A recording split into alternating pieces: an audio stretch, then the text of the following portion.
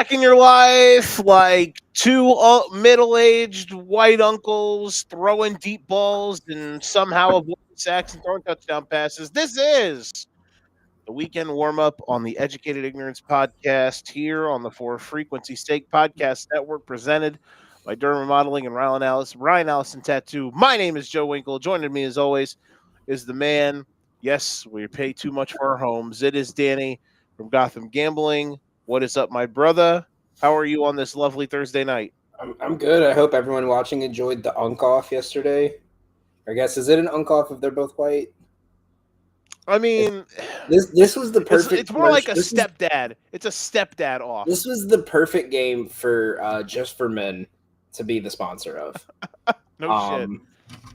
You know, and the crazy thing is, it was a great game, obviously. But 10 years ago, we would be hyping this game up for 2 weeks beforehand. Mm-hmm.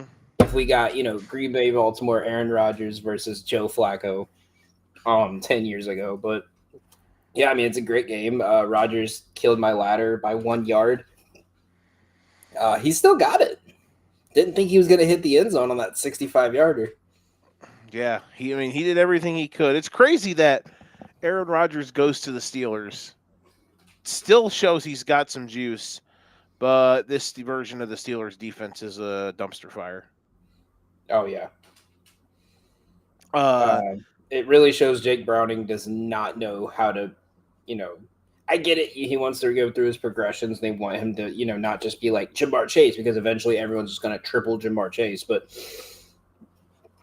man, 16 catches on 22 targets, and he didn't even have that collectively in the couple of weeks that Jake Browning was quarterback. It was something. Yeah, look, here's the real question. Here's the real thing everyone really wants to know.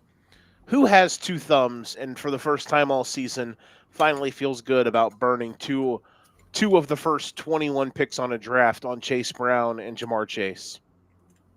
This guy. It only took 6 weeks for me to actually not hate my draft. So who knows? Funny, bro. Before we get into because I know we're not talking much about NFL this start. I have a gripe with fantasy football. I'm averaging 185 points per game. I'm 2-4. Yeah, I've had two 200-point weeks. Week 2, I lost to Don. And I had 190 points, but he had 212. How are y'all scoring so much? We're really all right. So you want to know my fantasy lineup? Well, how many teams are in the league? It's the Toys for Tots league. Oh wow. Oh, okay, yeah. Scoring in that is pretty cool. So I have Jonnu today. I had Jonnu, Jalen Warren in my starting lineup today, so that's 30. I have A-Chain, AJ Brown, Laporta, Devontae, Rico Dowdle, Bijan, Jared Goff, and Kaimi Fairbairn. And right now on my bench is Nick Chubb, Chuba Hubbard, Hollywood Brown, Mason Taylor. Okay, that'll do it. That'll do it. I really wanted Baker. That's my problem. Baker was this is going to be the guy this year. And Don snagged him right before I could take him because he knew I was going for him. Because he asked me, hey, what do you think of Baker? And I was like, I love Baker. And then 5 minutes later, Baker is off the board. Bitch got Baker. Yeah. I was like, man, fuck Baker Mayfield. But no, I love Baker Mayfield. We've got a lot of stuff we're going to get to tonight. As always, we want to thank everybody for hanging out with us. This is our first official version of this live. I know it's super late, but I'm tired of being RKO'd to death by technology. So this is me just being mad. And we're going to do it live, and then I'm going to share it again during the day tomorrow because that's where I'm at in life.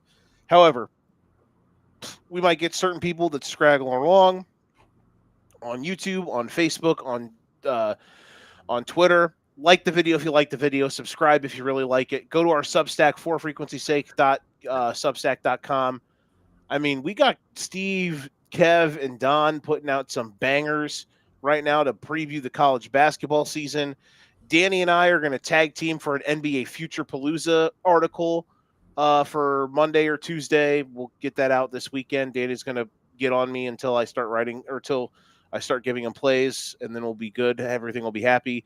Saturday, I'll have a lot of time Saturday. So That'll be when Danny starts to yell at me about it, and I will get on it. Um, Yeah, but yell at you. and yeah, we got a lot of great stuff on there. We're covering NASCAR, we're covering wrestling, all that good stuff. So yeah, let's get after it. We really appreciate all the support. We got a lot of fantastic people that make a lot of fantastic content. So make sure you guys go check them out. We guarantee that you're gonna like it. You're gonna find something that you like. That's for sure. All right. So what's on the agenda for tonight? We are going to talk a lot about fired coaches or coaches who are going to be fired. This is going to be a very toxic A block and B block, but it's going to pick up. We're going to have fun through the middle and the end of the show. As always, we're going to end the night with $100 picks. Winning week for Danny. I got back to the curb of being 7-1, baby. Here we go. We're out here. Got back to the curb being around 500, and we're gonna talk. We got a couple games we're gonna play, and then a big one that we're gonna play. We're gonna do our first NBA content. We've got a little 3-word association game that we're gonna play in the middle of the show. So let's get after it. Daniel, tee us up. What do you want to rock with first? Why don't we start with the whole Penn State thing? I mean, who I kind of have my mind. I think a lot of people were wanting Signetti to go there, and Signetti, as you pointed out, as you're his agent. Obviously, genius move by Indiana. Just go ahead and be like, you know what? Let's. I don't care if we have to overpay you. Let's lock you up so we don't have to worry about needing to pay you more. Yeah, guys, people. The thing that I hated the most over last weekend, on the day that Indiana had their biggest win in football like ever. People were like, Penn State should fire Franklin and hire Signetti. Like, guys, just stop. Just say you don't like college football. Like Indiana, Indy fucking Anna went on the road to Oregon and fucking stuffed them in a locker for 3 hours. But yet we're gonna talk about their coach joining Penn State. Fuck off. He wasn't ever gonna leave Indiana. He used Penn State's AD probably calling him to get an extension today, so I'm really glad. But go on, Danny. Continue, please. So I have 3 candidates, I think. I just want to shout out Sports Illustrated for the take of saying Mike Tomlin is going to take a step down from the Steelers and go to Penn State. Thought that was kind of dumb. But so I have 3. I have a name that's been tossed around, a name I have not seen tossed around yet, and I have a lower-ish name. Outside of it, doing a shout out to Don for he brought up Orgeron, I think would be a good fit, but that's not one I have on my list here. So first name is Matt Rule. I think his kind of coaching style would fit in well there. I also think he was immediately gunning for that job, and the first thing that when they asked him about it, he was like, "Yeah, I love Penn State, man. I love it." For all it's my true school. Like he was like already like trying to bid for the job almost. It felt like, so I think he would be a good fit there. With his defensive mindset, I think taking a step up from Nebraska, which Nebraska is not the worst, but if you had to pick between if Nebraska paid you the same as Penn State, who would you rather take? Penn State, right? And I mean, you could probably get your quarterback to transfer there with you. Oh, if Dylan Raiola goes there, it's going to be so insufferable. It's going to be so insufferable. Get him away from the Midwest, sure. Get him away from Kansas City. Maybe he'll start acting like Jalen Hurts. Matt Campbell is a name that I might be haven't seen. Worse. Jalen Hurts is like in an ultimate war with himself to try to prove that he doesn't really care about anything. Yeah. Matt Campbell's another name I saw. A couple people talked about. I didn't see a lot, but I mean, he's done a great job at Iowa State. This would be a true step up to a blue blood. I think this would be I think this could be a good fit for him. And the last name on this list, if they want to go for a long shot, I would say Dan Mullen. The way he's coached UNLV, I mean, I think there could be a good connection there. He was good at Mississippi State and Florida. Why not you could at least take a shot on him on like a prove it kind of coaching contract. Give him a couple years with an easy buyout. That's an interesting yeah, maybe you can save some money on someone like Dan Mullen. I think so. You nailed this. Um, I think Yes. it's gonna. I think it's gonna be Matt Rule. I think Matt Campbell should also get a shout. Matt Rule and the current AD at Penn State were together when Matt Rule was at Temple. Um, I've heard some interesting theories saying that you don't make this move for Franklin if you don't already have it in some sort of off the books conversation with Rule, basically saying like, "Hey, um, we're gonna make this move. Do you want the job?" And he's basically like, "Absolutely." Here is where I'm at though, man. So obviously, the last couple weeks I'm coming on here and yipping and yawing about James Franklin, right? The point was never me saying James Franklin's a bad coach. Drew Aller was an overrated football player, but I never came on here talking about how James Franklin was a bad football coach. I feel like what he did at Vanderbilt, what he did with Penn State to get them to kind of where they were, the problem that I had was people were trying to expect them to do something that they never did, and they were also crowning players on Penn State that never deserved to be crowned. The only thing out of all of this that James Franklin ever, I mean, listen, I think when you look at certain aspects on the end here of this run, I think James Franklin probably hired and kept the wrong offensive coordinator. It looked good last year, but you know what they had last year? They had Tyler Warren, good football player. They don't have a Tyler Warren on their offense. Um, Andy Kotelnicki maybe turned out to be not the right offensive coordinator because their offense really wasn't creative. It didn't have much. Now, also, it could have just been Drew Aller was fucking horrendous. Also on the board. Regardless, the James Franklin thing comes down to this. There's two aspects to look at this. They were clearly underachieving. It was going to be toxic if they kept him. So I don't mind them moving off of Franklin. However, this is a dangerous move, man, because at the end of the day, you think 10-2 is bad until you learn what 7-5 or 6-6 every year tastes like. And I just want Penn Yeah. State to realize that you think you are supposed to dip your toe in that crowd. You know, you think you belong on that end of the pool, but you really don't. And listen, man, I understand too. Kurt Cignetti's a baller. He's one of the best coach.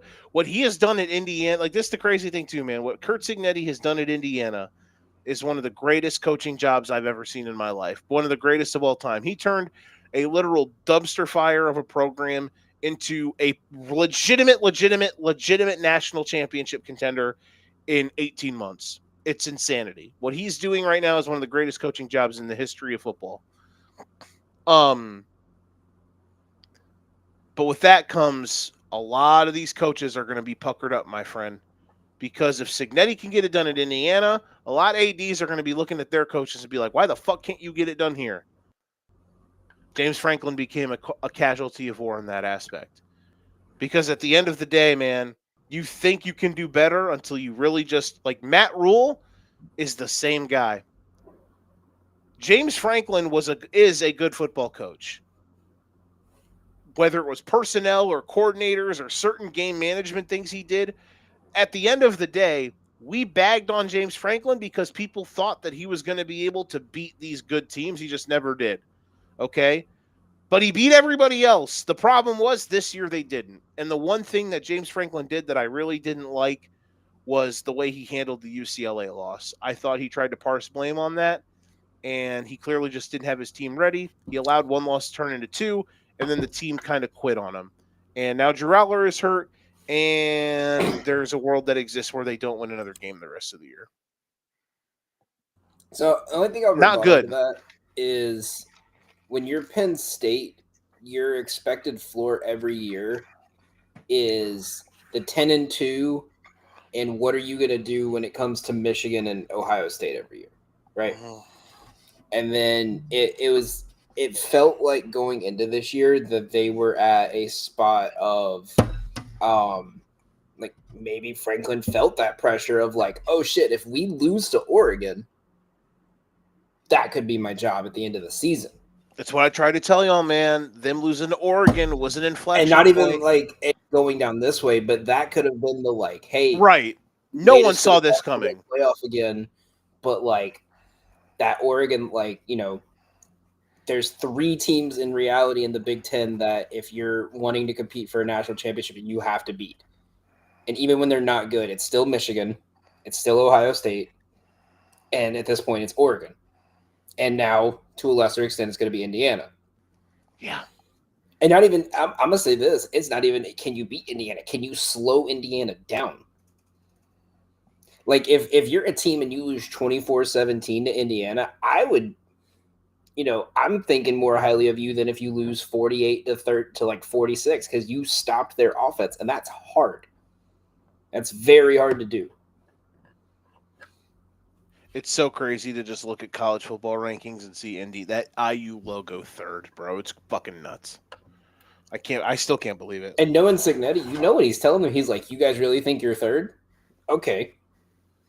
And so, I mean, obviously Ohio State's the test, which moving to Ohio State, I saw something today I thought was interesting about, people were saying, Ohio State's been running very similar plays. They haven't opened the playbook. They're running like the slowest paced offense. They actually are running the slowest paced offense in college football. Uh-huh. And someone said, good. You don't care about 10 of these games because you know you're going to win them. You care about Indiana, you care about Michigan, and you care about the college football playoffs. So cool, get your quarterback used to the same 20, 25 plays. And once, he's had 10 games to play them, cool, open that playbook up. Open that playbook when Indiana's seen the same 10 drop back routes over and over again, and then now you're running something different. Yeah. This is going to be, I hate to say it because I hate Ohio State with a passion, but this is going to be another Ohio State national championship. Seems like it, but I'm not going to pencil anything in until they start. I mean, I'm not going to pencil anything in. That's fair.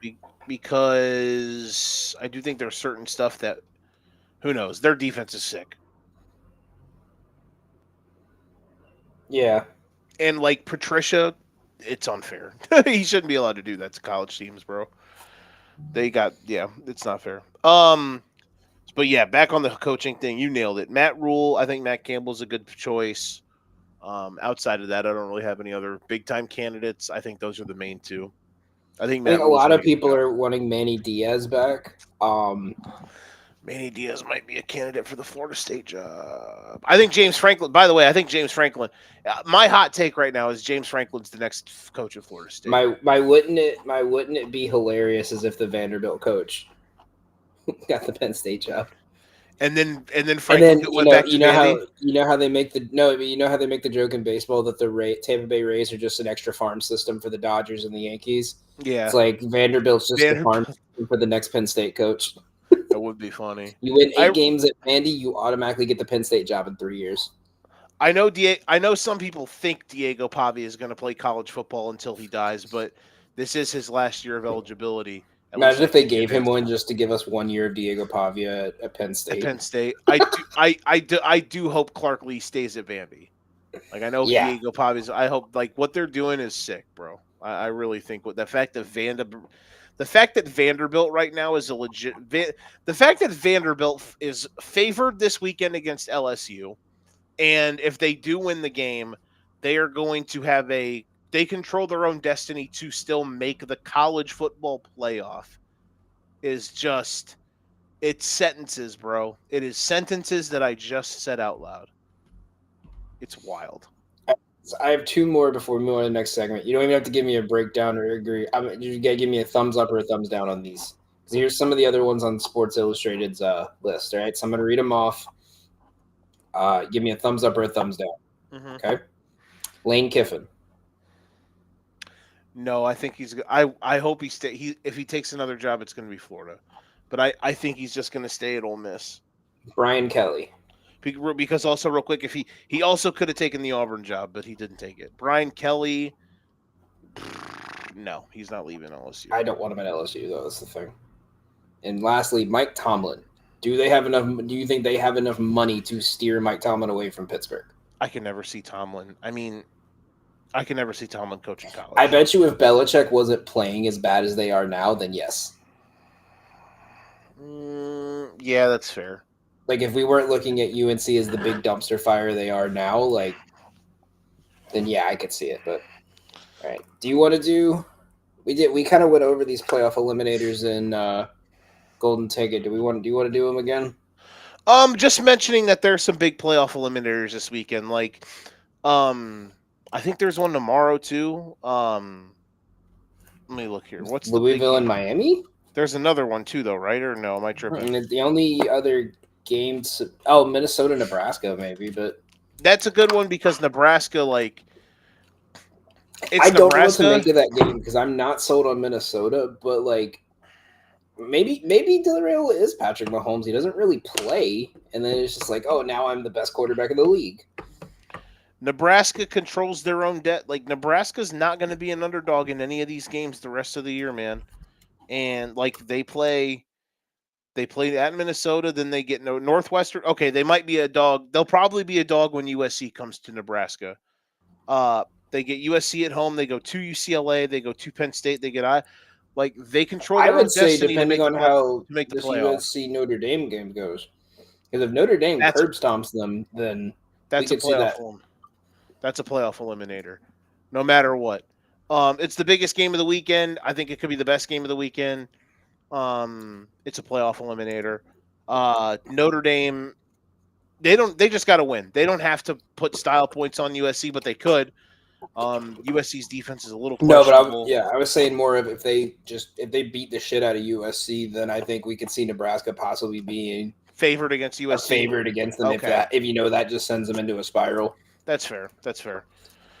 And then the other playoff eliminator I had, Utah BYU is a playoff eliminator because if BYU loses to Utah at home, they're definitely going to probably lose more than one game. And if Utah loses a second game, they probably don't have a shot to make the Big 12 title game. And then the other one I had was LSU Vandy. Both teams currently have a loss. If one of them lose, I don't see any. So here's my thing. LSU has been in this situation. Vandy has not in the last couple years. Like, yeah, cool. They, when I looked at their schedule, I'll even pull it up now. When I looked at their, I'm looking at their schedule right now, right? You beat Charleston Southern by 42. Cool. A bad FCS school. You beat Virginia they beat Tech. them. They beat Virginia Tech. They beat Georgia Virginia Southern. Tech by 24, which is not a good school. They housed who they beat. Oh, they beat South Carolina. Yeah, but Sellers was out. Sellers didn't play half the game. You beat Georgia State. You beat Utah State. And your first, because I put an asterisk on South Carolina not because Vanderbilt won that, but because if Sellers was not hurt, I don't know if they lose that game, but I don't think they win by 24. Yeah, I mean, it was 14-7 when Sellers got hurt. So right, that's what I'm saying. I don't think they win 31-7 if Sellers plays the whole game and didn't get targeted. And then you go play Alabama. This is your biggest game of the season. That score is not representative of how that game went. No, I know that. But what I'm saying is this is on the level of – this isn't, we're playing South Carolina. We're playing a team at the level of Alabama. Yeah, I mean, look, you're not wrong. I mean, you're not completely wrong. I just – and also, because my other thing is this. Look at every SEC or big top 40, top 50 team that LSU has played.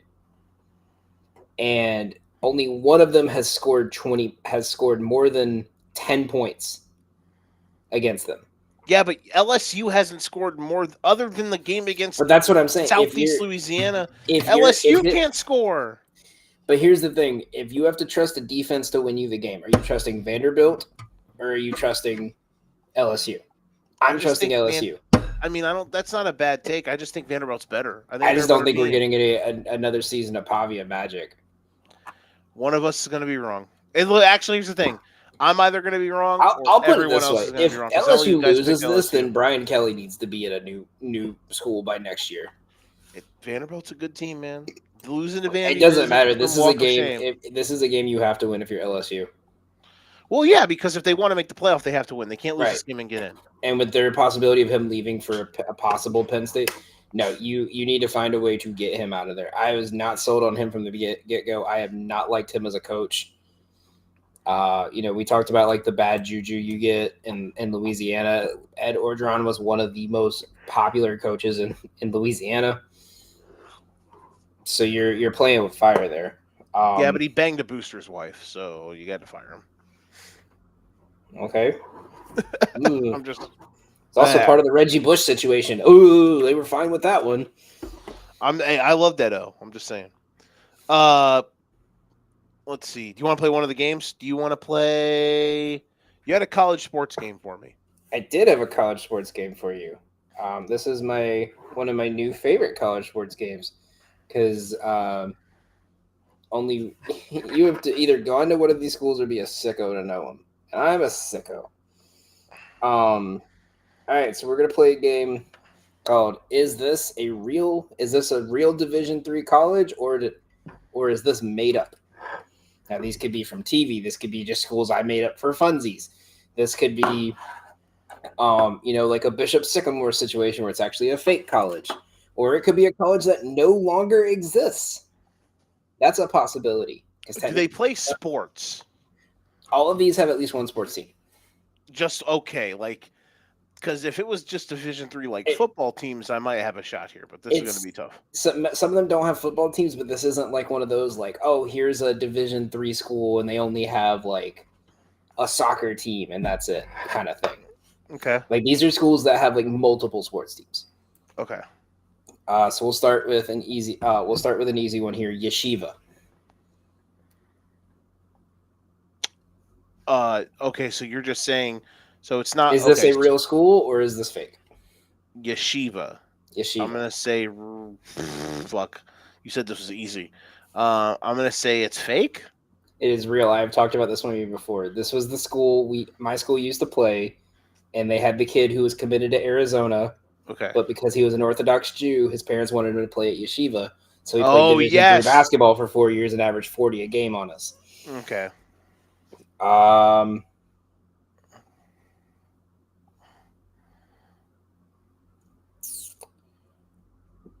Barnett College.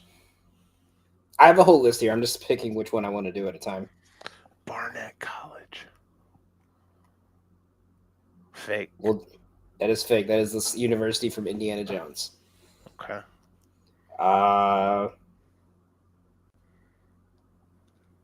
South Harmon Institute of Technology. There's no way. It's fake. It's shit. Yeah, can you know where it's from? Is it from a TV show?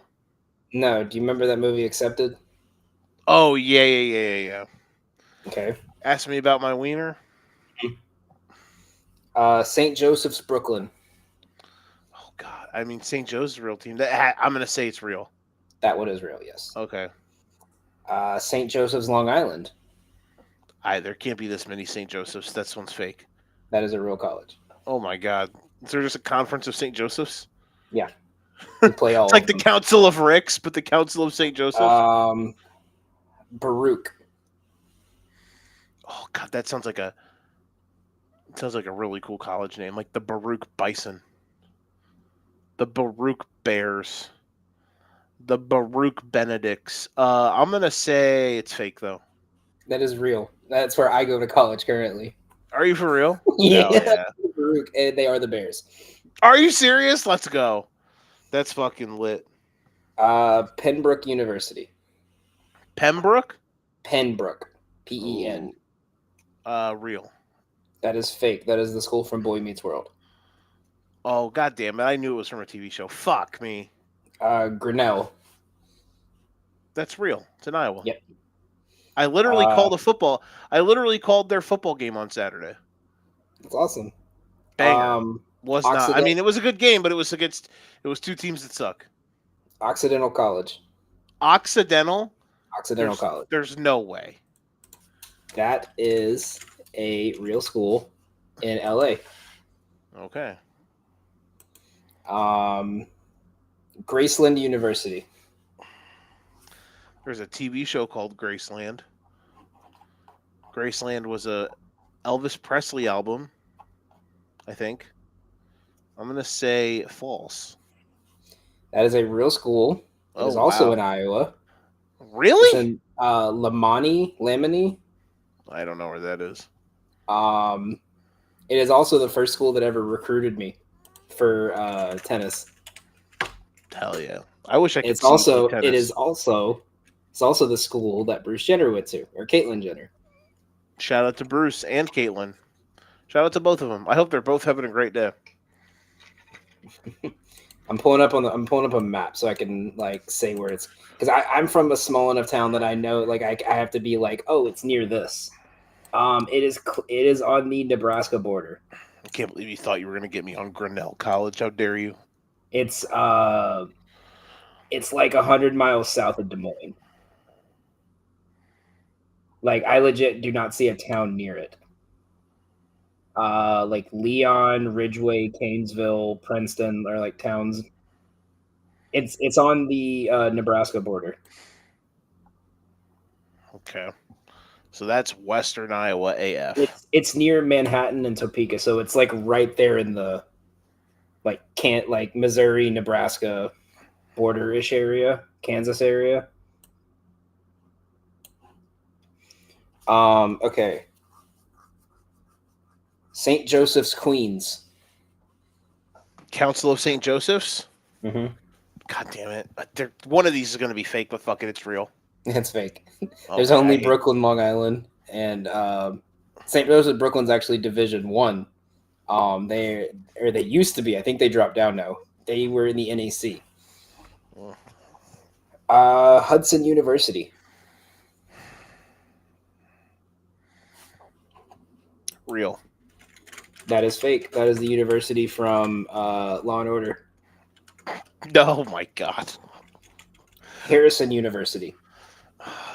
These are so hard. I told you it's gonna be hard. Harrison University. Real? That is fake. That is the college from old school. Oh my god. All right. LIU Post. LIU Post, like office? Mm-hmm. Post office. Real. That is real. That is where LIU football plays. Okay. There's LIU's the network. University of Wisconsin lacrosse. That is real. Yep, that is the best Division III basketball team in the country for the last 8 years in a row. Really? I did not know they were the best basketball. Like, so you got all them schools up there in that like league. This is like the one where all the 6'9" farm boys go to. Mm-hmm.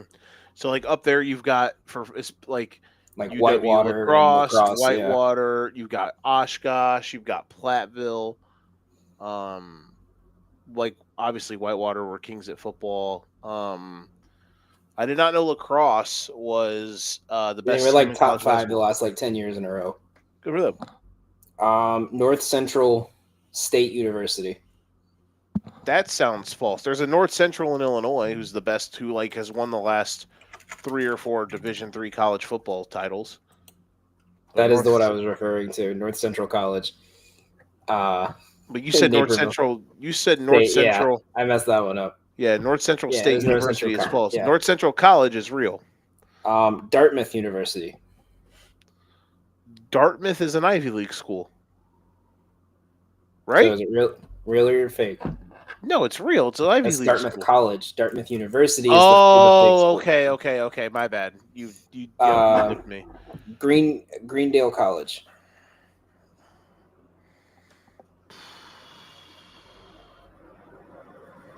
Fake. Yep, that is the school from Community. Let's go. Skidmore. Skidmore? God damn it, it's fake.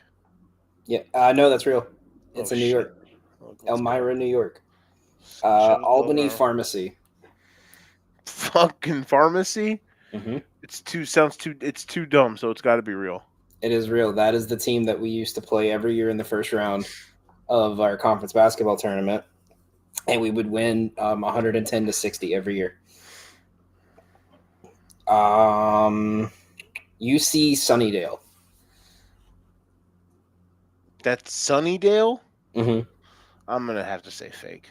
That is the school from Buffy. The Vampire Slayer? Mm-hmm.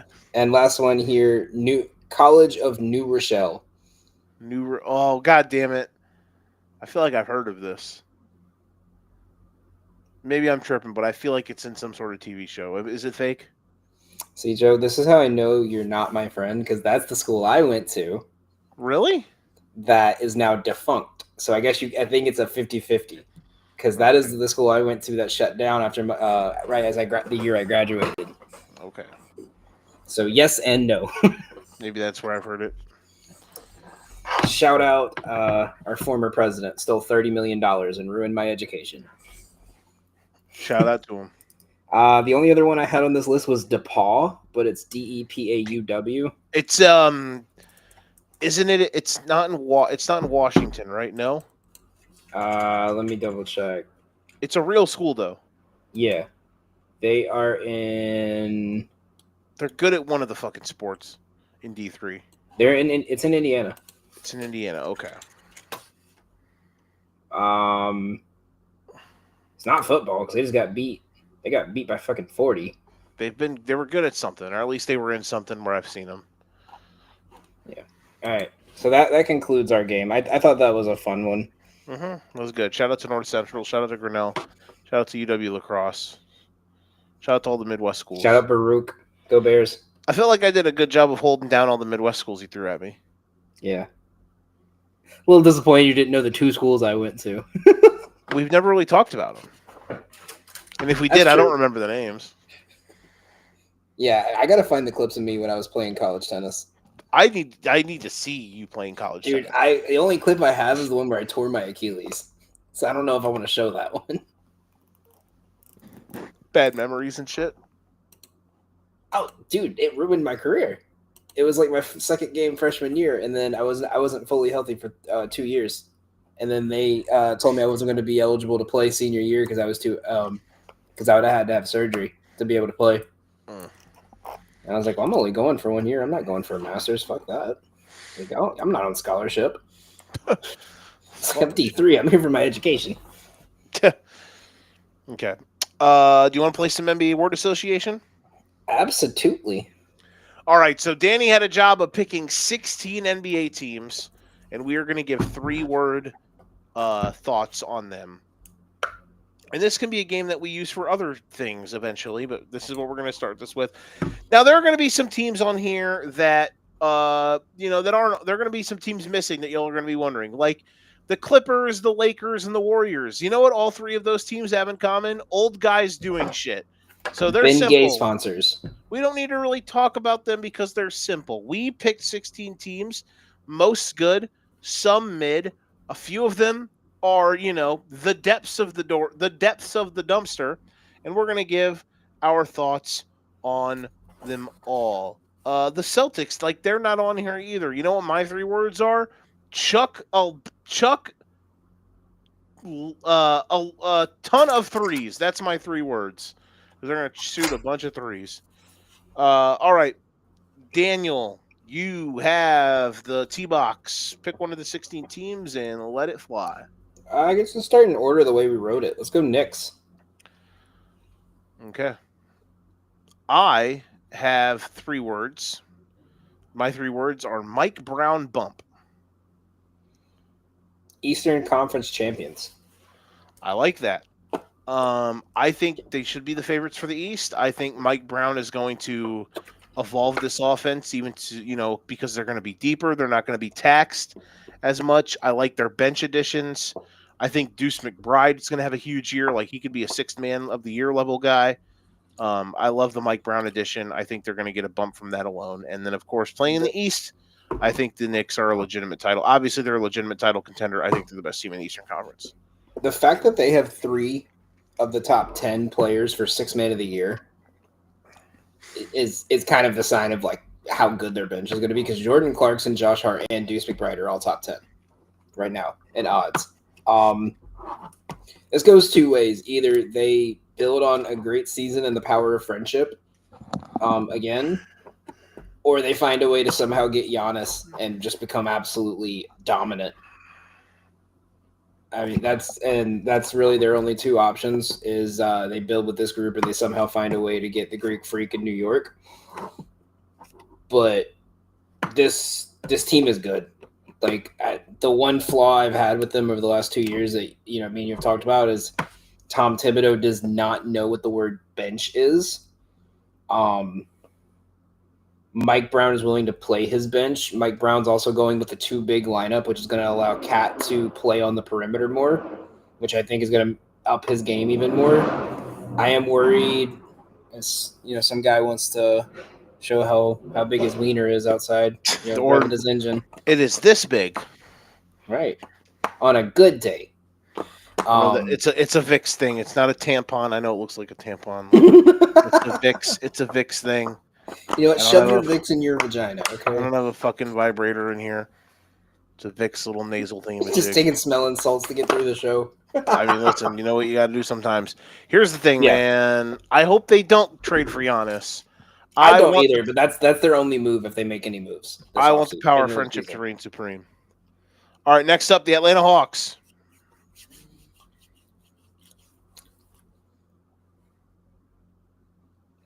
This is fun if healthy. That's a very good point. I said backseat Trae Young. Let me cook. This team, Trae Young, this team can be very Indiana Pacers coded. They were good last year. Obviously, health mattered a lot. I think what we learned last year was the Jalen Johnson injury was maybe one of the most underrated. I think it was the most underrated bit of regular season news. The Hawks were legit good. They played for the NBA Cup. They were in the Final Four. I know that might not mean shit, but that was a bump they were getting. They were playing incredibly good. They got some really good wins to get there. And then Jalen Johnson got hurt, and this team started to nosedive. They made a bunch of fantastic additions, and I think the version of this team that's going to work is their defense with Dyson Daniels and Jalen Johnson and other guys they can put on the perimeter, Nickeil Alexander-Walker off the bench, all that stuff. They're giving Okongwu the keys at center. They got Porzingis, who's going to be a good player on both ends. Trae Young, move the basketball, timely shooting, assists galore, playmaking. Trae Young, backseat Trae Young, does not need to be the guy that goes out and scores 30 a game, but he's going to go lead the league in assists. He's going to move the ball for them. And that's what's going to lead the Hawks to being a legitimate Eastern Conference contender. Yeah. Next up. Thank you. Next up, the Orlando Magic. I'll let you go first. This is your team. I put time to strike. The East is weak. They go get Desmond Bane. I loved the move, as I said from the beginning. Scared money don't make money. They upgraded this roster. Their last year was the year from hell. You have to think that they're going to just be upgraded in the health department by default. The starting five, they have five, no doubt. Like they have five when you rack it up. They have five of the best 90 to 100 guys in the league in their starting five, or their starting or their top five or top six or whatever. Suggs, Paolo, Franz, Bane. Am I missing anybody else in this? That's like a legit the Tyus Jones edition is a fantastic addition. So they've got four. So with those four, Jalen, Franz, Bane, Paolo, those are like four top 70 dudes at worst. Like I'm probably underselling it a little bit. Depends on where you put Jalen Suggs. They have three top 40 guys or in that vicinity. And then it depends on where you put Jalen Suggs. So I think this team's going to be really, really good. Bane solves a lot of their offensive issues. The Tyus Jones piece is incredibly underrated. People aren't talking about that enough. I fucking love that addition. I think this team's going to be sick. Scrappy 3 seed is my 3. So you're saying they're the best of the rest of the East? I think even if healthy, there's a a very real-ish possibility we could see a situation like last year where it's just like we might lose the games we need to win and we win the games we need to win and we just kind of got to claw our way to this 3 seed kind of thing where it's like they might like slip a bit and someone like Philly or someone like Atlanta pulls up and they got to claw their way back, but they'll somehow do it. My one question for you, and we'll try to keep this one short so we can get through the rest of the list. At what point, if you're this Magic team, like, is there a point this year where you say, hey, we need to take advantage of a weak East now and try to trade to get another big name? Because you have pieces like De Silva, like Jet, Jonathan Isaac, I would put in there, or even possibly Anthony Black, where it's like, hey, these guys are good, but they're behind someone that's going to play 30 plus minutes. I think, and it's like, when can we just be like, hey, you're letting this guy go because you guys are struggling. Hey, boom, like it's not going to happen. But I'm just going to use this name example. Like if you're looking at the Kings, and you're like, hey man, you guys are struggling. We'll take that Sabonis contract off your hands. We'll give you, like, you know what I mean? Like that kind of situation where it's like, hey, what position is our weakest right now? And it's not even weak, but like which one is our weakest? And it's the center. And like, what can you do to improve that? Which I think they'll be good in the position, but it's like, it's still the position where like they could still get better. No, I agree. I do think the answers are all going to come from the guys they have in the room right now, but it's interesting to look at. Who do we got next? Thunder. Oh boy, let it rip. 2026 NBA champions. I just put defending, and then I put in parentheses after that, the title is hard. Doesn't mean I don't think they can win it all again. I think that they should be the favorites, of course, from now till forever. Just defending the title's hard. This team is too good. Like they're awesome. When I did my write up on them, by the way, go check out our Substack. We've done a write up for all 30 NBA teams. I couldn't find a flaw. The only flaw I could find is Chet Holmgren is made of popsicle sticks. That's it. I mean, think about it. Like the biggest struggle we had in the playoffs was we were starting Kassan Wallace and he wasn't playing well. And now Kassan Wallace is putting up insane numbers. Our rookie, the one rookie we drafted, which I thought was a great pick. Oh, the kid from Georgetown? Mm-hmm. Is out the whole year. So now he has a whole year to develop. I mean, this team's good. Nikola Topic minutes, bro? Topic isn't going to be playing half the season. No, they're good. And that's the thing. The one thing Kassan Wallace did not have was playmaking. I mean, again, he had the shooting, he had the defense. And I don't know if you've seen his preseason numbers, but they've let him run the second unit and run most of the first unit if Shea's not playing. And his assist rates has doubled. He's averaging like 5 assists a game, 6 rebounds, and hitting better shots from 3. And he hit that insane 3-pointer, if you saw it, where he caught the ball mid-air behind the basket with less than a second left and swished it. Chet's offensive progression is the next big thing for them. Next up we got is the Milwaukee Bucks. I put who's coming along. I had one. Who's joining the party with Giannis on this ride? Because he needs somebody to step up. I had one, okay. And then I saw the signing they did today, and I have a different one. Yeah, they re-signed AJ Green today, right? 4 years, $45 million. Okay. Farewell, sweet Giannis. If you're a team that you're trying to prove I think AJ Green's a good player, but you don't sign someone like that to a big contract like that unless you're looking at ulterior moves. I think there is a very real possibility where if they're just not willing to get rid of Doc Rivers, and if they struggle enough, that Giannis is just going to say, like, get me out of this. It depends on how they start. That's what I'm saying.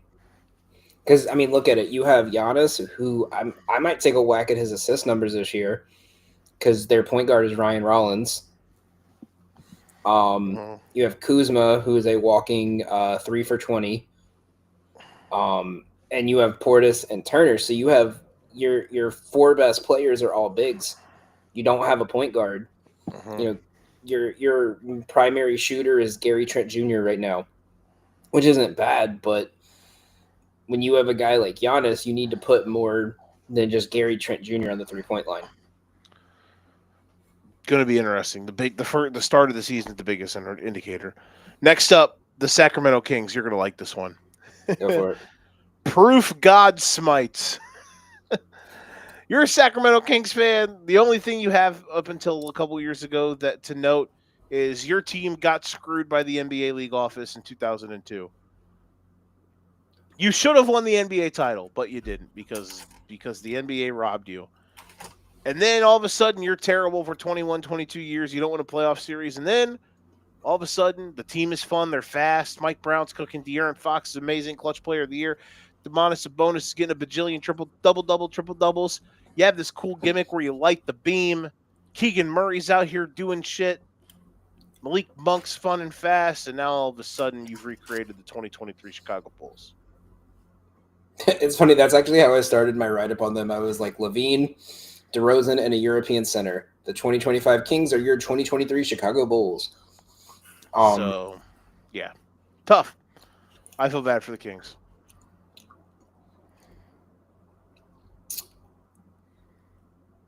Can I do forwards? Well, technically it's 3. Well, technically it's 5, but it's 2 tiny words in between. Sure. 14th seed in the West. I'll go bold with it. 14th in West. Yep.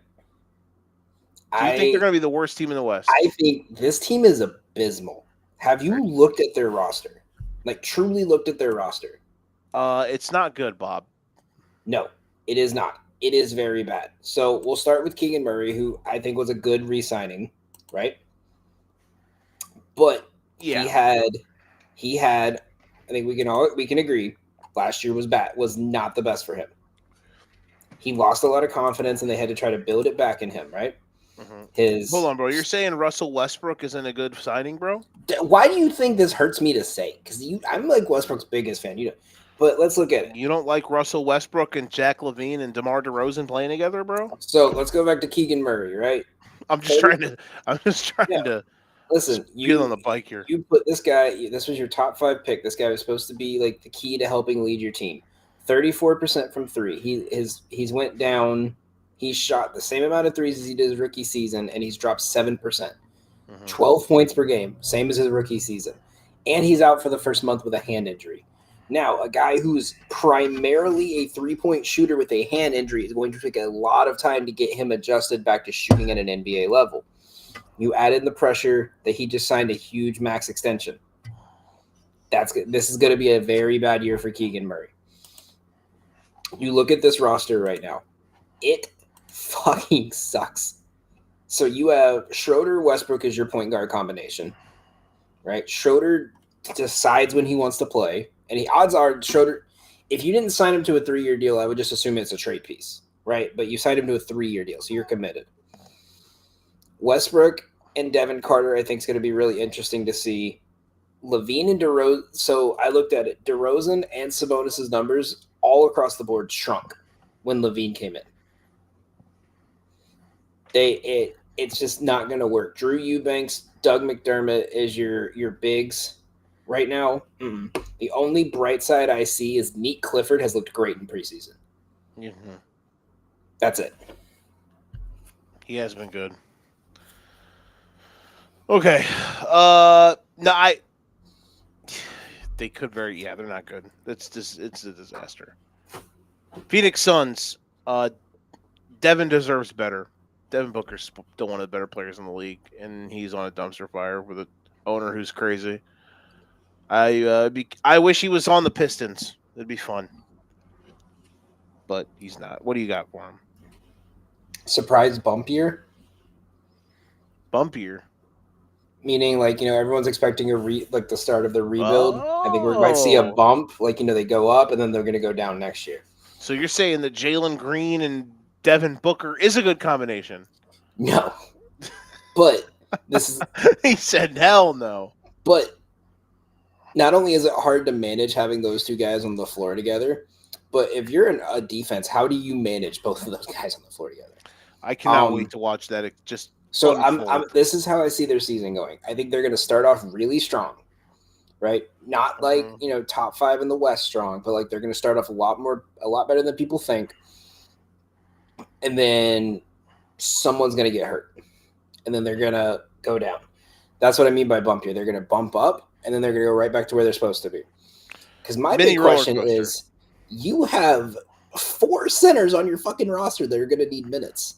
Yeah, that's fair. I mean, and granted, okay, so Williams and Richards are both on the last year of their deal. Cool. You can get 1 year to show them. You could trade one for picks and then give the keys to Malawak next year. Yeah, they get Malawak, then they draft like the Mark Williams trade would have been cool. Do you know when? When they fucking needed him instead of Yusuf Nurkic like 2 years ago, bro. Like whatever. Done. They're stupid. We talked way too long about the Kings and the Suns. Next, the Denver Nuggets. They're fun. What do you got on Denver?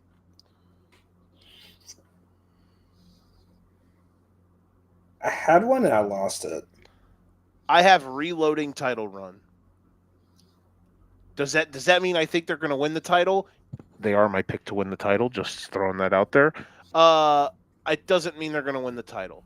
Doesn't mean they're the favorites to win the title. However, I feel like the additions they get, Bruce Brown coming back. Yes, he's probably not the player he was a couple years ago. They add Cam Johnson. Fantastic move. Oh, my God. They absolutely buried the Nets in that trade. I love what the Nuggets have. They have the best player alive. They have one of the 10 greatest players in the history of the league. When it's all just wait, it's coming. Jokic is something different, man. He's a freak. Obviously, we all know that. Yeah, man. They're gonna. If Jamal Murray, please be in shape when the season starts. Challenge. If that's the case, this team could be a 1 seed threat. And yeah, they're tough. They're good as shit. And please, my 3 is please stay healthy, because in reality, if this team did not get hurt, I mean, that's probably the only threat the Thunder truly had, was because every regular season game with them was a legitimate trench battle. Moving on to the team the Thunder did beat, T-Wolves. Where's the guards? You lose Nickeil Alexander-Walker. Mike Conley's an old, just to be nice. We do not accept Mike Conley slander on this show. I love Mike Conley. I love him. Hand up. I adore Mike Conley Jr. I'm just being honest, man. Just being honest. Listen, Terrence Shannon Jr., shout out to Illinois. He's a legend. He's a dude. I think he's going to be a guy who can give them legitimate, he can give them legitimate production, right? But, it's a lot of him. It's a lot of Jalen Clark. It's a lot of Rob Dillingham. It's a lot of, like that's your guard rotations. You know what I mean? I got a good one. Like, at the end of the day, obviously you have Anthony Edwards, who is a fucking super duper baduper star. But it's the guards outside of that, man, it's a little dicey. That's all I'm saying, a little dice. You got Dante. Shout out to White Dante, you're a legend, but that's all I'm trying to say, man. A little dice. That's all, a little dice. So I'll get to my rebuttal to your point after I say mine. Bully ball's back. Like, if any team brings back the bully ball era, it's this team. Every player is physical. Every player talks shit. This team just feels like once a month we're gonna get 3 players ejected in the Timberwolves game today. Real quick too, to add on to this, hopefully the playoff run that he sucked against the Thunder, but friend of the show, Julius Randle, Winky Face. Hopefully, I miss you at Trader Joe's. Hopefully, the first 2 rounds that he had can maybe have him be better at the beginning of the season than he was last year, because that will help. Like, if Julius Randle, I think you gotta also what remember, the Timberwolves have to avoid being like the 6th seed. You know what I mean? Be a top 3 seed. Be a regular season team that doesn't just kind of tread water like you did last year until the end of the year when you got hot. And they need Julius Randle to carry his load in the beginning half of the season. You know what I mean? For that to be a thing. So I'll say this. And this is why I was not saying anything bad about Julius Randle last year. No matter how much you guys tried to get me to. When your two primary offensive weapons have very different styles of play, it takes a while to get adjusted. It takes a full season length. Think about how bad the Timberwolves looked the first year with Rudy Gobert. And Anthony Edwards had to figure out how to score without flying to the rim because his center could not stretch the floor. Right? It takes time. Julius Randle's at his best when he's catching and shooting on the corner, or he has the ball on the wing and he just beats the shit out of you. I've witnessed it live in person way too much. When he plays outside of that zone is when he struggles. And it took to the end of the season for them to realize, hey, when Anthony Edwards is out, run Randle as a point forward. When I'm not worried about their guard situation because in reality, Anthony Edwards is going to be bringing the ball up 80% of the time. And if he's not, it's DiVincenzo. Those two are going to be playing them two and Mike Conley are going to be playing majority of the minutes in the guard position. I'm not that worried because there's a very real possibility we could see Julius Randle play the 3 at some point this year and have Randle, Reed, and Gobert in a lineup. I wouldn't hate it. Old school ball's back, baby. Exactly. All right, what do we have next? The New Orleans Pelicans. What's your plan? You don't have your first-round pick. Your team is a disaster. Skinny Zion's here, though, and I'm kind of excited for it. They are Trump at the Kamala debate. We have concepts of a plan. The plan has concepts. I need to go to bed. I'm so fucking tired. Concepts of a plan. Here's the thing, bro. At the end of the Pelicans, they don't have anybody like they got Trey Murphy, who's good. They got the Jordan Poole trade. They traded for Poole. That's a decent fit. Herb Jones is awesome. If Zion's awesome, this team kind of actually looks and feels fun. It's just a lot of question marks, man. A lot of question marks.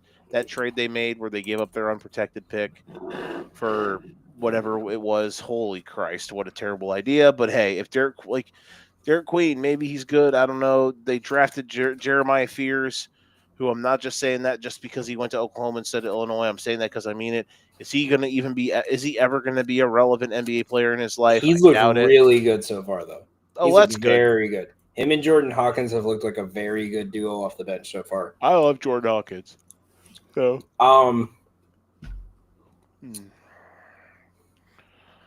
Last Chance U could be the best.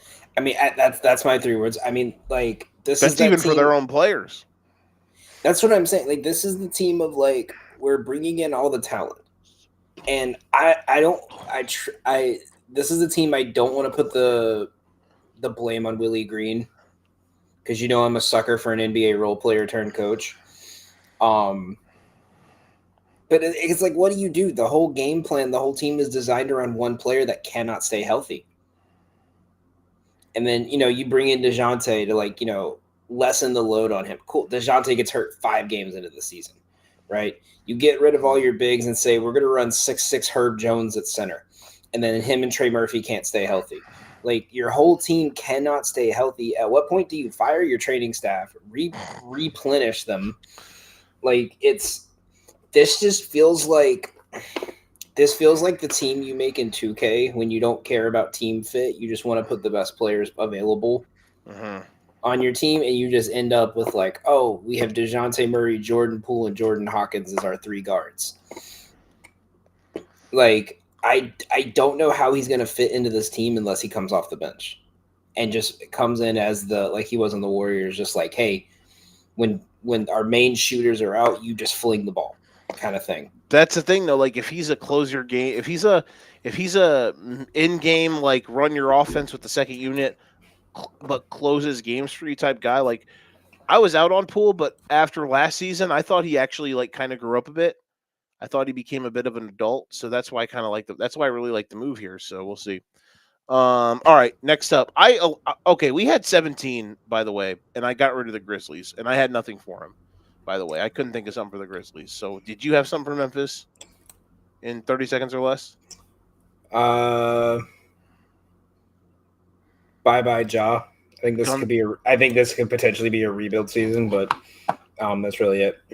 My three are guns on deck. Next, the San Antonio Spurs. No, no touching Wimby. If a player gets near him on your team, you fire them instantly. No, Next, not even like that. Like I'm talking like own players. Like if he's taking a full court shot for fun, don't even think about trying to block that shit. Just fucking Champagne, fucking giving him a blood clot in his arm. Wemby, MVP season. Can I pitch a scenario to you, and I need you to tell me if they need to be better, or if this is good enough, or they need to be better for him to win MVP, or in the MVP race. It is past the trade deadline. They played 62 games. They are 40-22. They're 38-24. Wemby's averaging 24 and he's averaging 26 points, 12 and a half rebounds, just over 5 assists, and maybe a little lower than that probably, and like 5.5 blocks. Is that worthy of an MVP level season? And they're like the 4 seed in the West. 4 or 5 seed. The problem is he'll do that, but then Jokic is going to average 30, 13, and 12. I know, that's or crazy. Shea's going to put up another like super efficient 30-point season, or Luka goes off for a near borderline triple double. Shea's just literally going to be what it's like to actually just score 31 points every game. Yeah, exactly. He is the dichotomy of consistency. My ceiling on the Spurs is they get beaten 5 in the second round this year. And what I mean by that is Wemby's going to be Wemby. De'Aaron Fox is going to be De'Aaron Fox. No one else on this team has playoff experience. And this isn't the East where it's like, oh, first round of the playoffs, we got the Bulls, we got the Heat, and they're beat up, and they actually don't want to be in the playoffs. They just accidentally won a damn play-in game. This is like, hey, the team that's the 7 seed can smoke everyone as badly as the team in the 1 spot can smoke everyone. Because you're going to have an inexperienced team, and at a certain point, at any point in the playoffs, if you're the Spurs, you were going to have to play Jokic, Minnesota, OKC, even the Warriors, even the Lakers. Yeah, the Lakers, Houston, the Clippers, who I think the Lakers, Clippers, the Rockets, and the Rockets, which is a team that we didn't put on here. Or no, did we put the Rockets on here? We put the Rockets on here. Yeah. You're playing at least 2 of them, right? And it's like, all right, what are you gonna do when, cool, Wemby's putting up 30 and 20, De'Aaron Fox is putting up 30, but you have an entire Minnesota team that knows how to defensively shut down the best player. Mm-hmm. Mentally, I think as long as they make the plan, I think that's a successful year for them. Next up, Mavs. I have defense will carry. I think the offense is going to be a bit rough, at least until Kyrie comes back, if and when that happens. D'Angelo Russell's obviously, you know what I think about him. But I think this defense is going to rip. Flag, Davis, they got some long dudes as well. Real quick, what are your thoughts on the Mavs?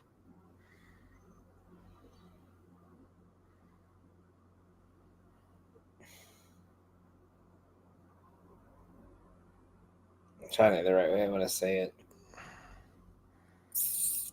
Disappointing season ahead.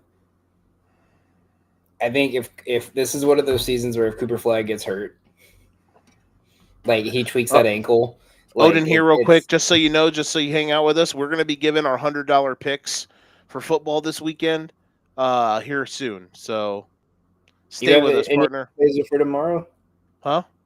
Any of your plays for tomorrow? Oh, no. That's what he's wanting for. I like I like Louisville plus 13.5. I think it's going to drop to at least 11 by game type, so I would take it now if you can. I also like Cal on the spread. Or if you want to get a little juicy, take Cal money line, Nebraska money line, and it's probably like 160-ish, 150-ish, and you could find something to add with it.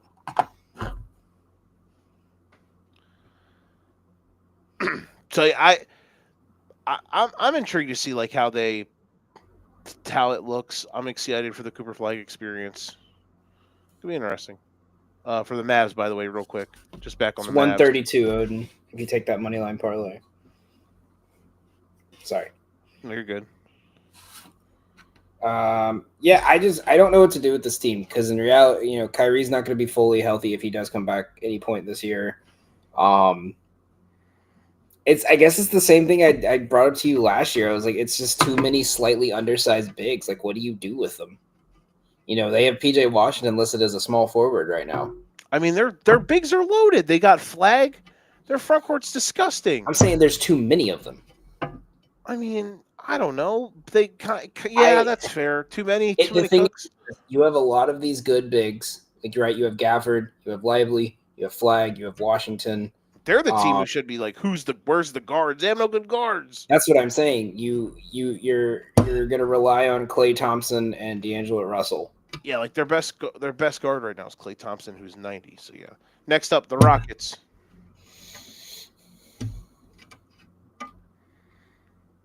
I have Durant fixes issues. They're big. Listen, the Fred VanVleet injury is a killer, but at the end of the day, their issues: late game offense, clutch scoring. Durant's going to solve that so much, and it's not even going to be with him being the guy who scores all the time. Rental proves worthy or worth it. So you like the idea. I don't know if Kevin Durant stays after this year, but even if they don't go far, if there was anyone you would want Amen Thompson to have a year underneath developing, who besides LeBron James would you want and Kevin Durant would you want? That's a fantastic question. I mean, I cannot wait to see the growth of Amen Thompson. There were stretches in last year's season where I was like, "Oh, he's it now." So he's good. They've got so many good players, bro. I love this team. What was I? Who the hell is next? Yeah, Portland Trailblazers. I have them. They're just not ready yet. They're not ready yet. Their roster isn't in the form they want it to be. Scoot Henderson out for the beginning of the season stinks. They got some good players. Denny took a major leap once he got traded to Portland, and Chauncey's a good coach, clearly, and they might be able to flirt with a 10 seed, but their offense just isn't good enough, and I just don't think they're ready yet. They're not a bad team by any means, but they're just not good. Just because they might not be good enough to make like the 10 seed doesn't mean they're a bad team. They're doing they're taking the right steps. Very fun spoiler. Yeah, I like that. I think I got to watch them play when they played the Knicks last year. When they're pretty much their core was in, except for Simons, in Boston now. Dude, it's hard to find a weakness and it's hard to find a strength. They just do everything slightly above average. Like they're physical, they move quick. Chauncey Billups has them like really ready to go. I also had an alternate one here, which is elite ball knowledge, which is just like in 10 years, we're going to be like, yo, name the 2025 Portland Trailblazers. And only people who have like elite ball knowledge are going to be able to be like, yo, Tumani Kamara. Yeah. Oh, it's a bunch of your favorite players type shit. It's going to be like, where were you when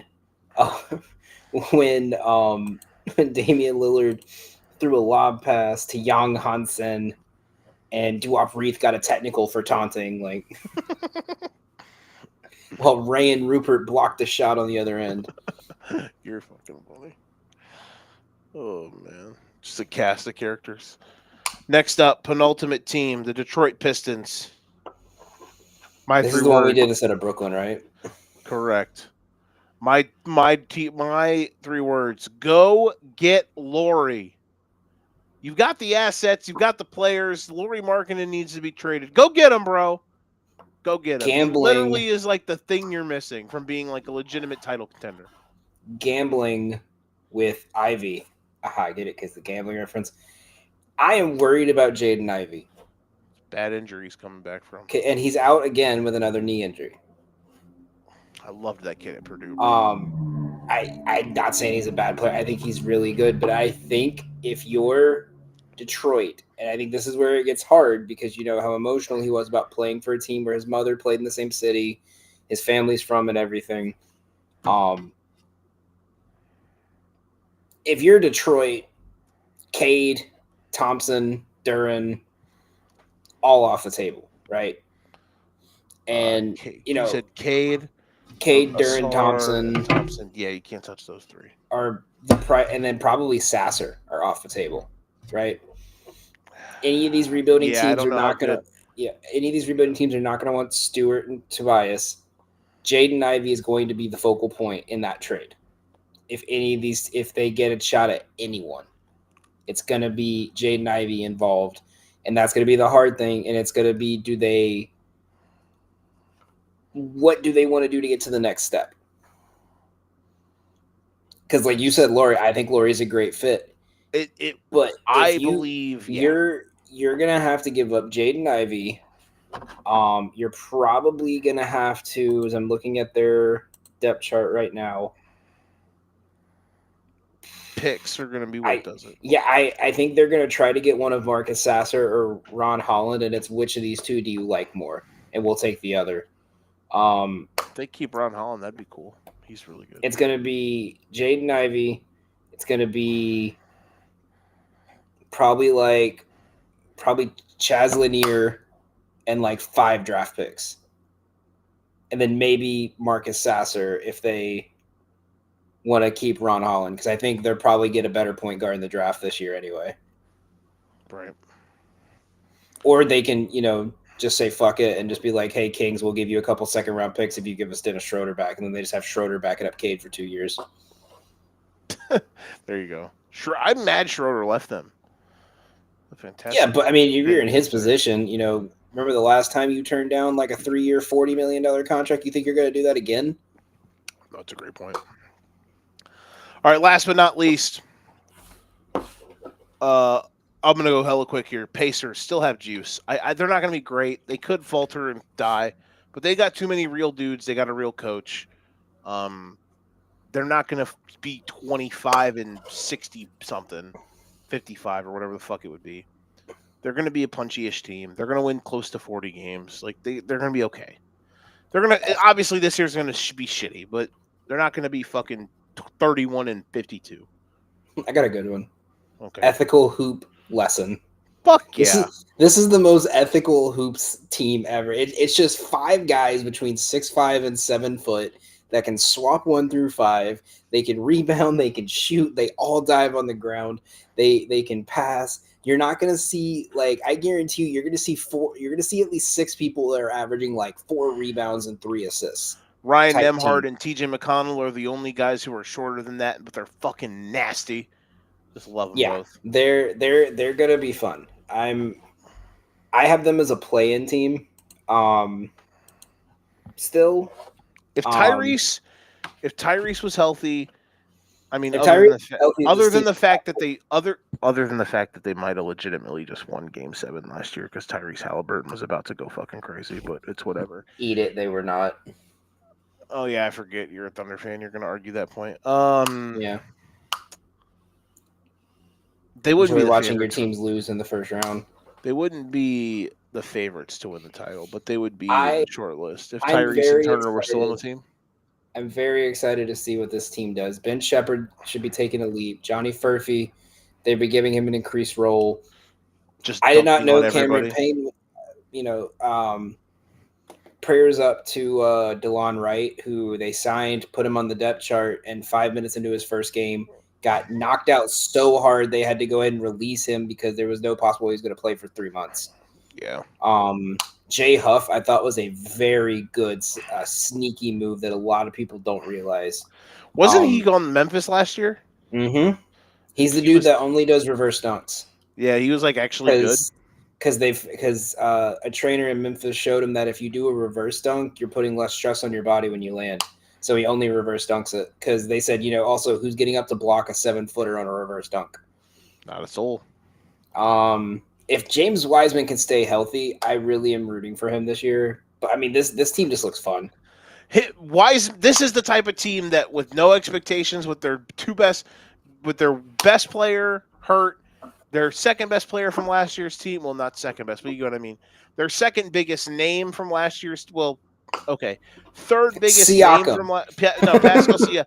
No, because I was trying to equivalent to like what Miles Turner was. Their starting center from the team leaves.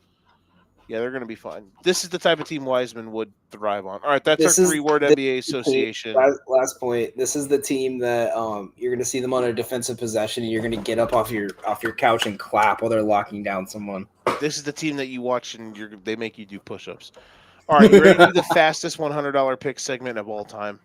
Absolutely, I'm not, but let's do it. All right, $100 picks. You go first. Danny went 7-1 last week. I went 3-4. Decent week. Some stuff was good. Some stuff was mid. Some stuff was very close. All right, are you ready? Yep. A lot of even distribution this week. We've got a whole bunch of $15 bets, and we've got one $10 bet. So let's start with the college games. LSU Vandy first half under 24.5, $15. Okay. Love that.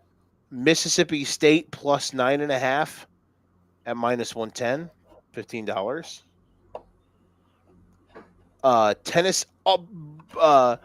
Tennessee plus 8.5. Hold your nose, minus 115 for $15. The pick I'm most proud of. It is a same game parlay. It is the Stairway to Heaven. Ole Miss first half plus 3.5. First half under in Georgia Ole Miss of 27.5, and then Georgia third quarter minus 2.5. That is plus 469. We're putting $10 on that one. And then we've got in the NFL, Eagles minus 105, minus 2.5 versus Minnesota. At the end of the day, man, I hate the fact that I'm backing this team, but this is a now or never spot. Like, you have to be desperate. You have to win this game. So I think they're going to win. They'll catch the Vikings in some crazy blitz pickup, and they'll be able to gash them deep. Packers were okay. Daniel, I need you to do me a favor. Okay. I need you to hold your nose and pray. All right. Cardinals plus 6.5 against Green Bay. I'm gonna go throw up. It's too many. It's too many. I know it's against the system. I know it's against the logic. Too many points on the road. For a Cardinals team that showed last week, they were not going to quit. I thought they would quit. They did not quit. So I was thoroughly surprised and happy about that. Just from a them perspective. I thought they were going to quit after that Titans loss. That's one of those losses you don't come back from. They had multiple shots to beat the Colts last week, but they just couldn't. Last NFL one, another hold your nose kind of, but we're going to rip it. Niners minus 1.5 at home against Atlanta. Atlanta is a different team on the road and home. This is a bit of a desperation spot for both of these teams. But at the end of the day, I'm going to lay the short number with San Francisco at home. It's honestly the one. If I actually had a confidence scale on all these, Niners and Tennessee are the two that I'm the least confident about. So we'll see. All right. That's my $100 picks for this week. Daniel. So I'm still in the process of putting one in because I want to double check the odds on this because this one is going to be really funny. Uh-huh. This is my wouldn't it be hilarious one. Because these lines are absolutely fucking insane. No, not North Texas. What am I doing? Come on, Danny, get it together. Come on, bro. All right, so